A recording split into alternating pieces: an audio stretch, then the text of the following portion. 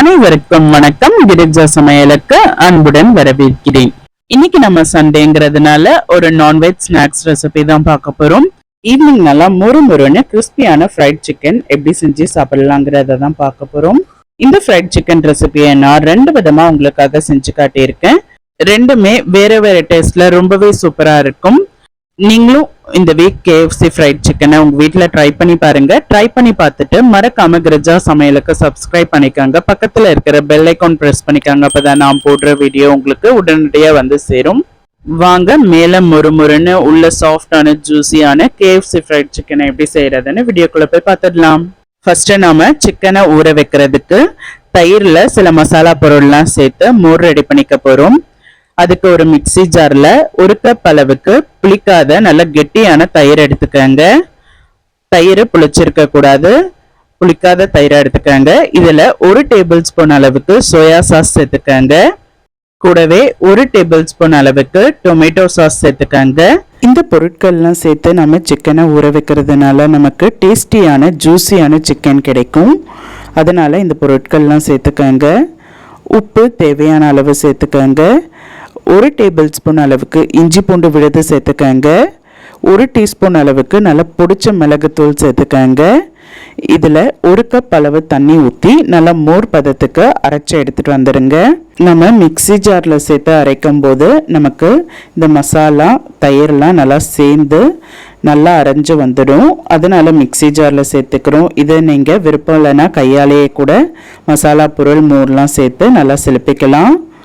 இதை ஒரு பவுலில் மாற்றிக்கங்க. கூடவே கொஞ்சமாக தேவையான அளவு மட்டும் தண்ணி சேர்த்துக்கங்க. இந்த மோரில் நம்ம சிக்கனை ஊற வச்சுக்க போகிறோம். நான் 5 பீஸ் அளவு சிக்கன், அதாவது தொடை பீஸு, லெக் பீஸு, இது எல்லாமே சேர்த்து 5 பீஸ் அளவு சிக்கன் எடுத்திருக்கேன். இதை நம்ம இந்த மோரில் சேர்த்துக்கலாம். சிக்கன் பீஸ்லாம் மோரில் நல்லா மூழ்கிற அளவு சேர்த்துக்கங்க. சிக்கன் பீஸ்லாம் மோரில் சேர்த்து இதை நம்ம மேக்ஸிமம் 8 மணி நேரம் ஃப்ரிட்ஜில் வச்சு ஊற வச்சுக்கணும். அப்படி இல்லைன்னா நீங்கள் நைட்டு ஊற வச்சு பகலில் செய்கிற மாதிரி இருந்தால் நைட்டு ஊற வைக்கலாம். சாயந்தரம் செய்கிற மாதிரி இருந்தால் பகலில் ஊற வச்சுக்கலாம். இதை ஃப்ரிட்ஜில் 8 மணி நேரம் வச்சு அடுத்து எடுத்துகிட்டு வந்துடுங்க. நான் சாயந்தரம் செய்கிறதுனால பகல் முழுக்க ஃப்ரிட்ஜில் ஊற வச்சு எடுத்துக்கிட்டேன். உங்களுக்கு டைமிங்க்கு ஏற்ற மாதிரி நீங்கள் பார்த்து ஃப்ரிட்ஜில் ஊற வச்சுக்கோங்க. நம்ம ஊற வச்சுருந்த சிக்கனை மட்டும் தனியாக எடுத்து ஒரு பிளேட்டில் வச்சிடணும். வச்சுட்டு அந்த மோரை இப்போதைக்கு வச்சுருங்க. அடுத்து ஒரு பெரிய பிளேட் எடுத்துக்கங்க. இதில் 1 கப் அளவுக்கு மைதா சேர்த்துக்கங்க. கூடவே 1 கப் அளவுக்கு சோள மாவு கார்ன்ஃப்ளவர் சேர்த்துக்கங்க. இதில் ஒரு அரை டீஸ்பூன் அளவுக்கு மட்டும் உப்பு சேர்த்துக்கங்க. ஏற்கனவே நாம் சிக்கன் ஊற வைக்கும் போது மேலே உப்பு சேர்த்தோம். அதனால் இதில் நீங்கள் அரை டீஸ்பூன் அளவுக்கு மட்டும் உப்பு சேர்த்தா போதும். கூடவே 1/4 டீஸ்பூன் அளவுக்கு மஞ்சத்தூள், 1 டீஸ்பூன் அளவுக்கு மிளகாத்தூள், வெறும் மிளகாத்தூள் சேர்த்துக்கங்க. கரம் மசாலா 1 டீஸ்பூன் அளவுக்கு மட்டும் சேர்த்துக்கங்க. 1 டீஸ்பூன் அளவுக்கு மிளகுத்தூள் சேர்த்துக்கங்க.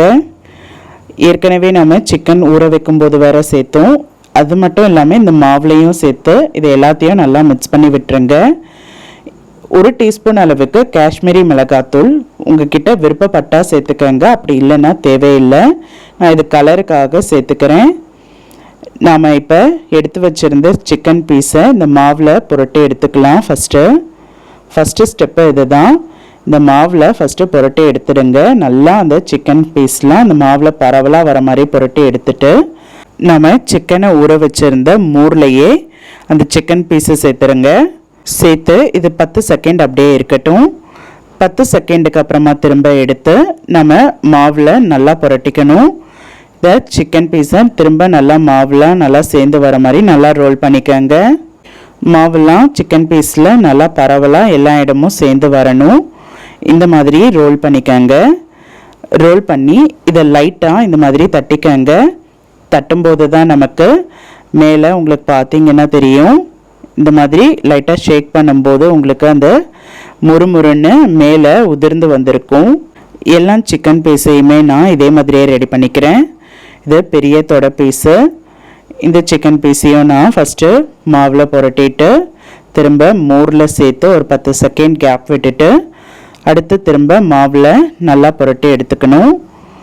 எடுத்து எல்லாமே இந்த மாதிரி ரெடி பண்ணி தனியாக வச்சுடுங்க. எல்லா சிக்கனுமே நான் இந்த மாதிரி ரெடி பண்ணி தனியாக வச்சுட்டேன். இப்போ எண்ணெயை மிதமான சூட்லேயே காய வச்சுக்கோங்க.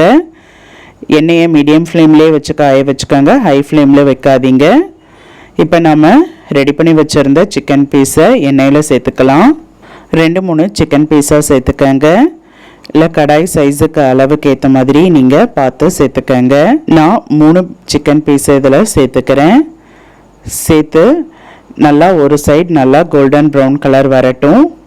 அடுப்பை மீடியம் ஃப்ளேம்லேயே வச்சுக்கோங்க. அடுப்பை ஹையில் வச்சிடாதீங்க, மீடியம் ஃப்ளேம்லேயே வச்சு சிக்கன் 65 பொரித்து எப்படி எடுப்போமோ அதே மாதிரி தான்.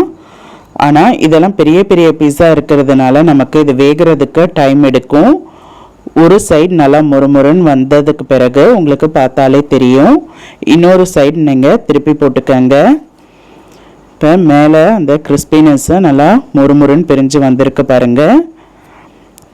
இதே மாதிரியே நீங்கள் கேப் விட்டு எல்லா சைடும் பரவலாக சிக்கன்லாம் நல்லா வெந்து வர மாதிரி வேக வச்சு எடுத்துக்கணும். இது டோட்டலாக அந்த சிக்கன் பீஸ்லாம் நல்லா வெந்து வர்றதுக்கு 8லேருந்து 10 நிமிஷம் ஆகும் நமக்கு. ஒரு சைடு இன்னொரு சைடும் நல்லா முறுமுறுன்னு வந்ததும் திருப்பி சேர்த்து இதை வேக வச்சுக்கணும். ஏன்னா இது பெரிய பீஸாக இருக்கிறதுனால நமக்கு சீக்கிரமாக வேகாது, அதனால் கொஞ்சம் டைம் எடுக்கும். அதனால் 2 நிமிஷம் கேப் விட்டு நீங்கள் திருப்பி போட்டுக்கணும் சிக்கன் பீஸை. இந்த மாதிரி திருப்பி பரவலாக எல்லா இடமும் நல்லா வெந்ததுக்கு பிறகு நம்ம இதை எடுத்துட வேண்டியது தான். சிக்கன் நல்லா லைட்டான கோல்டன் ப்ரௌன் கலர் வர அளவு நல்லா வேக விட்டு எடுத்தாச்சு. உங்களுக்கு பார்த்தாலே தெரியும் நல்லா உள்ளெல்லாம் நல்லா வெந்து வந்திருக்கும். இப்போ நம்ம சிக்கன் பீஸை எடுத்துடலாம். நமக்கு KFC போகாமலேயே நல்லா சூப்பரான டேஸ்டியான முறுமுறுன்னு உள்ள ஜூஸியான KFC ஃப்ரைட் சிக்கன் சூப்பராக ரெடி ஆகிடுச்சு. எல்லா சிக்கனுமே நம்ம இதே மாதிரி போட்டு பொரிச்சு எடுத்துக்கலாம்.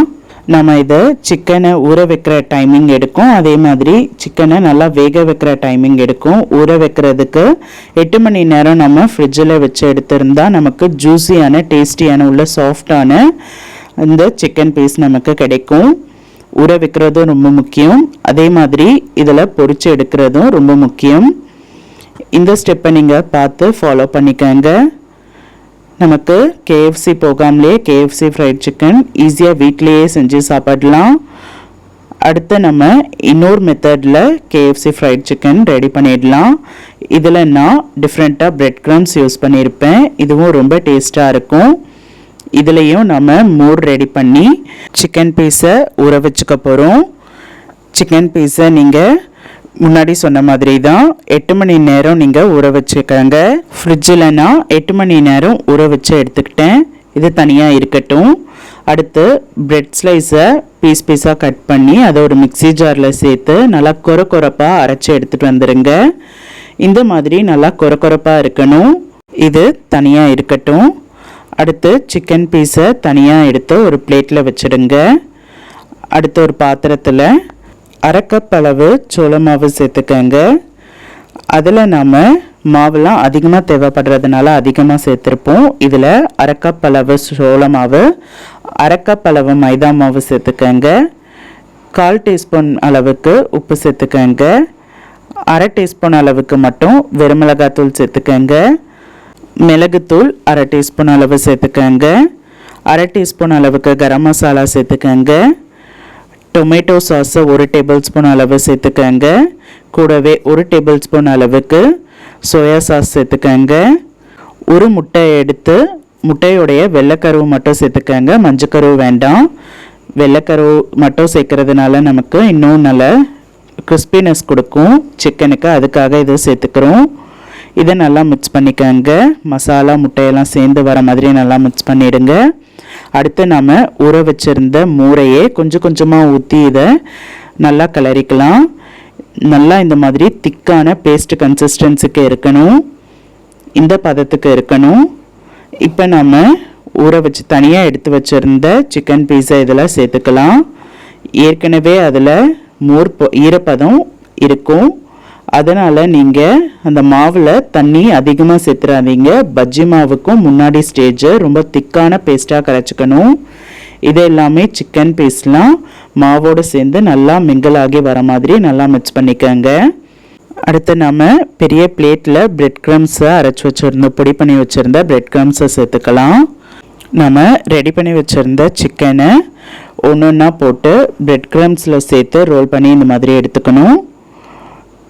நல்லா பிரெட் க்ரம்ஸில் பரவலாக சேர்ந்து வர மாதிரி நல்லா ரோல் பண்ணி எடுத்துக்கோங்க. எல்லா சிக்கன் பீஸுமே இந்த மாதிரி ரெடி பண்ணி வச்சுக்கோங்க.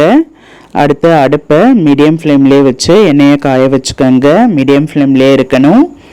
எண்ணெய் நல்லா காய்ச்சதுக்கப்புறமா ஒரு சிக்கன் பீஸாக நீங்கள் இதில் சேர்த்துக்கலாம்.